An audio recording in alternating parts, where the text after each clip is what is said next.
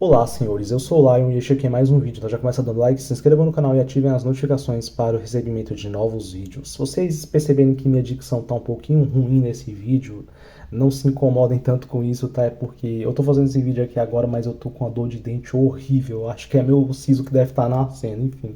Vou ver se eu trato isso depois. Mas mesmo assim eu vou fazer esse vídeo porque eu acho que a temática ela merece um certo tipo de atenção, que é a respeito aí desse assunto que tem dividido algumas opiniões aqui dentro da androsfera, que é a respeito do medo de falsas acusações no flerte com as mulheres, né? Afinal de contas, isso aí é golpe ou não é?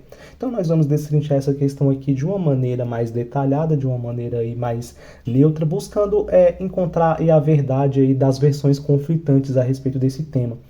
E é muito comum quando você vê algum vídeo, né, de mulher reclamando que os caras não estão chegando e tal, o que está acontecendo com os homens, você vê alguns comentários de homens respondendo e colocando como um dos motivos pelos quais eles não estariam chegando o medo de falsas acusações. Então, um comentário que ele mostra muito bem como é que funciona essa questão do receio masculino, não só de falsas acusações, mas também demonstrando o descontentamento com a dinâmica como um todo, né?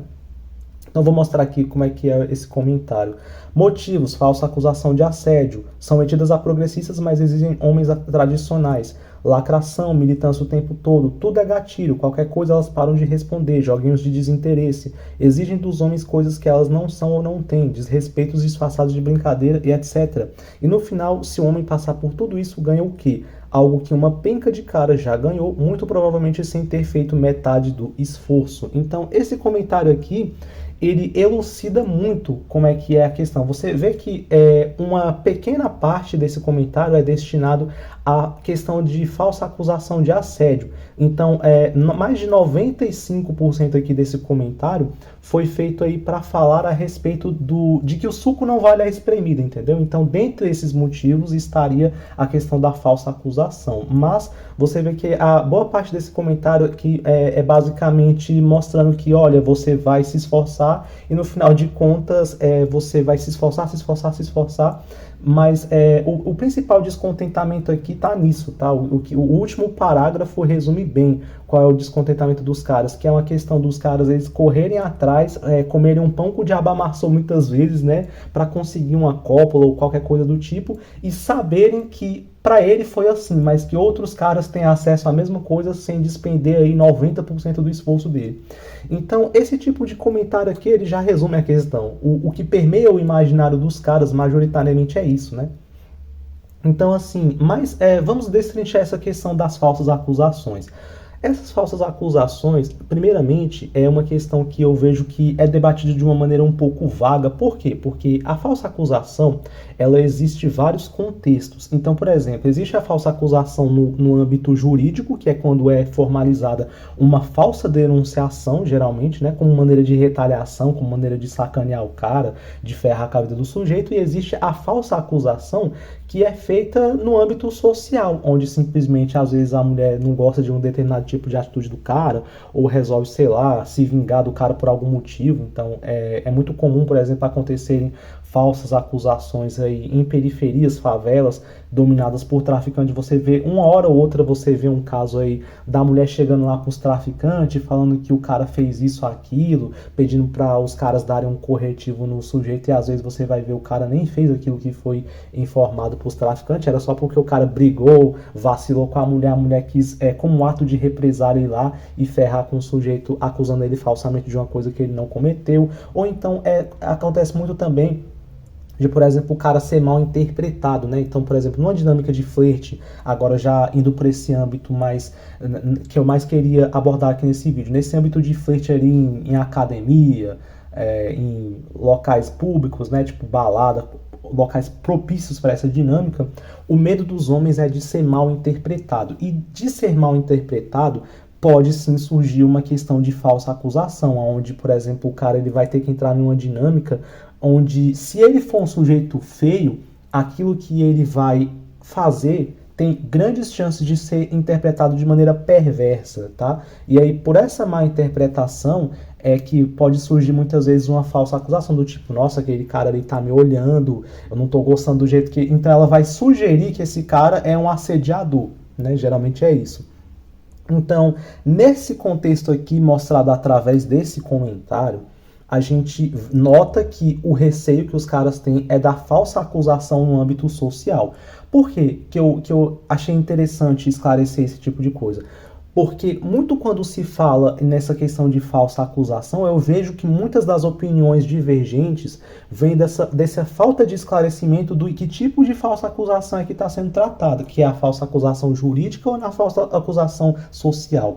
Porque quando eu, por exemplo, fiz uma postagem aqui na comunidade, né, onde eu falei, cara, existe um copy aí de falsas acusações, eu me referi à falsa acusação no âmbito jurídico, que é onde você tem, de fato, uma estatística que comprova que um percentual baixíssimo das mulheres faz isso. Então essa foi a falsa acusação que eu me referi. Eu vi que tiveram alguns comentários ali que falaram, olha, falsa acusação é muito mais comum, eu conheço um cara que sofreu, tá, mas que tipo de falsa acusação? Então, tanto na minha postagem quanto nas respostas, não foi bem esclarecido. Então, para esclarecer de maneira verdadeira essa questão, a falsa acusação no âmbito jurídico, ela é pouco comum, tá? É um percentual baixo de mulheres que faz isso. Ainda que você tenha alguns âmbitos aí, né, de crimes, que a maior parte das denúncias sejam denúncias caluniosas, né, como por exemplo a questão da agressão sexual, existem estatísticas que afirmam que 80% das denunciações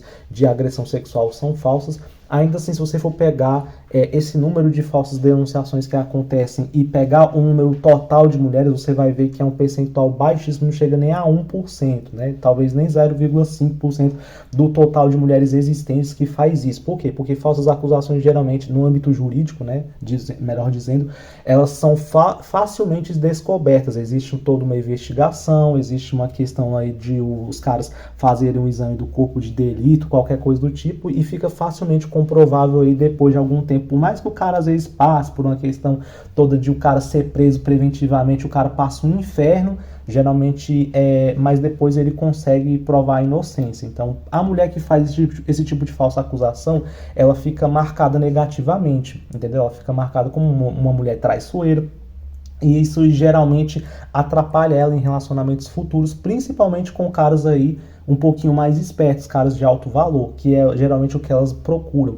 Então, geralmente uma digníssima, uma mulher que quando ela faz uma falsa acusação no âmbito jurídico, geralmente é uma pessoa que ela, na maioria das vezes, ela já tem certos tipos de patologias mentais. Mulheres em condições normais dificilmente apelarão por uma falsa acusação como uma maneira de uma falsa acusação no âmbito jurídico para ferrar com o cara de alguma maneira, né? Geralmente são mulheres assim muito fáceis de identificar, que já demonstram ter problemas comportamentais no próprio dia a dia. Então é uma questão que isso daí é fácil de refutar.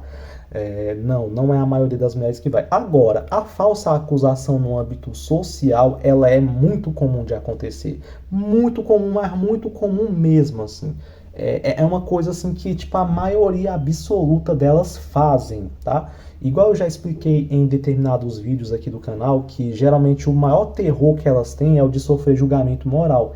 Então, como uma forma de tirar de si a responsabilidade pelo fracasso de alguma coisa, geralmente elas costumam tentar jogar a opinião pública contra um ex-namorado, contra algum ficante, contra alguém aí que a história muitas vezes não ocorreu muito bem, ou em qualquer situação aí onde ela sinta desconforto, e aí ela não vai falar o porquê que ela sente o desconforto. Por quê? Porque é um dos imperativos femininos esconder muitas vezes as suas reais intenções, porque ela não quer ser tratada como fútil, né? Não quer ser taxada como fútil.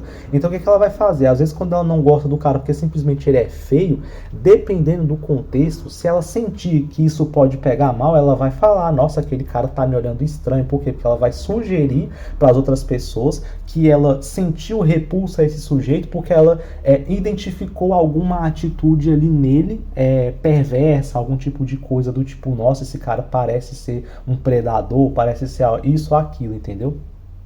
Na maioria das vezes não é, só porque o cara é feio. Então elas fazem muito isso. Quando elas, por exemplo, vão contar, eu já tive, por exemplo, algumas ficantes, né? Todas as ficantes que eu tive, todas elas falavam super mal dos seus antigos namorados. Elas falavam que o cara era tóxico, Umas falavam que o cara não deixava ela acessar Facebook, não deixava ela acessar redes sociais. Outras falavam que o cara traiu. Outras falavam que o cara era isso, era aquilo. Geralmente a maior parte das reclamações era de que o cara tratava elas mal, né? E assim, hoje conhecendo... E claro, na época eu acreditava, né? Blue Pillzão queria ser o salvador, né? Falar, não, comigo vai ser diferente e tal, não sei o que. Aí depois, quando eu ia convivendo um tempo com ela, eu sabia, eu começava a ver que o negócio não era bem assim, né? Geralmente era uma pessoa que era chata, geralmente ela muitas vezes apresentava o comportamento do qual ela reclamava do cara comigo. Então, por exemplo, eu tive inclusive era uma ex-namorada, que ela se queixava. Ela já tinha namorado, inclusive, um PM. Esse meu namoro com ela aí durou cerca de uns 7 meses, porque eu não aguentei. Eu terminei porque ela era muito chata.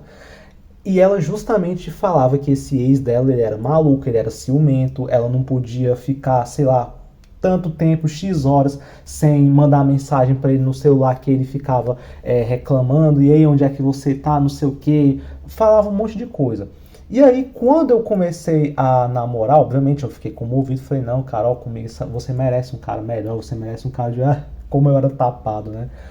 Depois de pouco tempo, ela começava a fazer aquilo que ela reclamava do outro cara. Então, comigo, se eu parasse de falar, se eu, sei lá, às vezes eu trabalhava, às vezes com venda, falava com o cliente por celular, ela me via online, ela mandava mensagem, eu tinha que responder na hora. Se eu não respondesse, ela já mandava aquelas carinhas com raiva, não sei o que.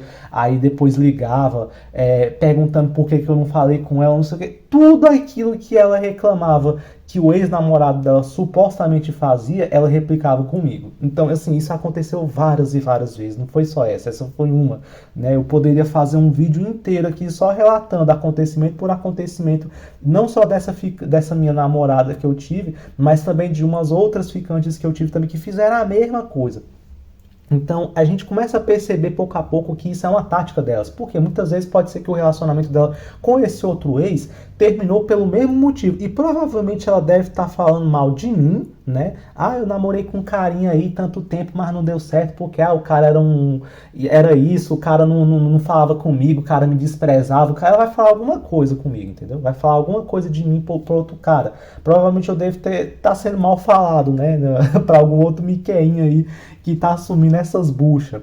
Então é muito comum elas fazerem isso. E o receio, então, sendo assim, nesse tipo de dinâmica, conhecendo, sabendo que elas geralmente têm esse tipo de coisa para tirar de si a responsabilidade ou para muitas vezes mascarar determinadas intenções para não sofrer julgamento moral, elas vão muitas vezes transmutar, perdão, um comportamento que elas têm pro cara, entendeu? Então, por exemplo, se ela tiver numa balada e o cara que é feio, ele olhar para ela, ele vai ter que calibrar muito bem. Então, o cara ele começa a entrar num campo extremamente melindroso, onde ele vai ter que calibrar bem a olhada que ele vai dar, porque se ele olhar demais, ele pode ser tido como um predador. Tudo isso acontece só por questão de aparência. Que é até uma coisa que eu vejo que às vezes os caras também, eles costumam falar muito mal da questão da Black da aparência. A Black da aparência é o seguinte, ela não está errada, só que ela é incompleta, tá bom? A Black como um todo, ela não é errada. Naquilo que ela se propõe a dizer sobre questão de aparência, eu já falei isso várias vezes aqui.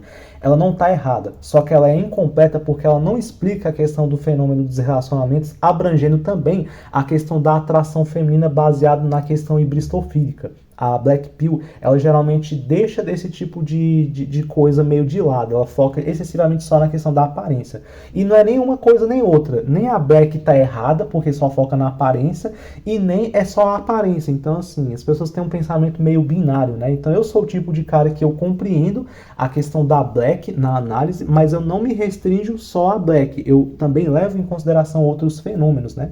É a mesma questão com o Cope também, que o Sombroso ele já deschavou essa questão do Cope aí, muito bem de chavada no canal dele. Ele explica muito bem essa questão dos Copes aí, Cope ilusório, Cope funcional, disfuncional, enfim.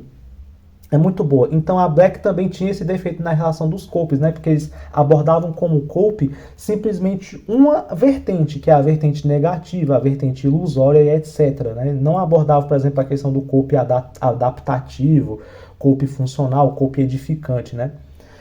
Então, por exemplo, em ambientes onde você vai ter uma balada, que vai ter som alto, que vai ter toda a questão. Depois eu faço um vídeo, tá? A respeito dessa questão aí da aparência, de como é que a Black ela se encaixa em determinados tipos da sociedade, onde é que ela é válida, onde é que ela é menos válida, enfim.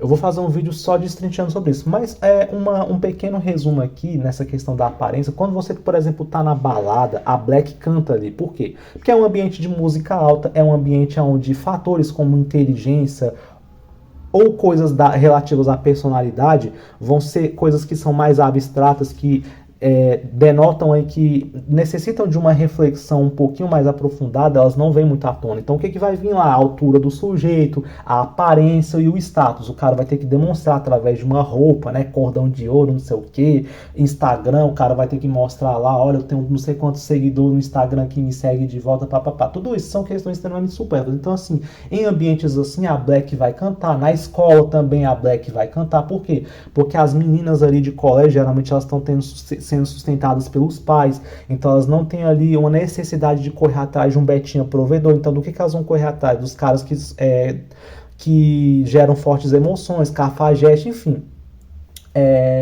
Eu até saí do foco desse vídeo, mas era importante eu falar isso. Por quê? Porque muitas vezes as pessoas elas interpretam a Black errada, né?